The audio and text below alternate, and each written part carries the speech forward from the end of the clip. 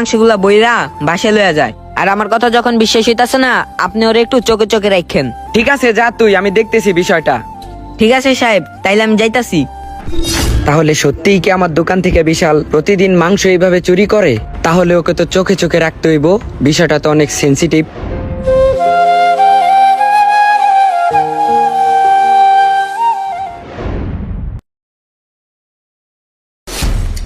এইটাই সুযোগ, আশেপাশে কেউ নাই।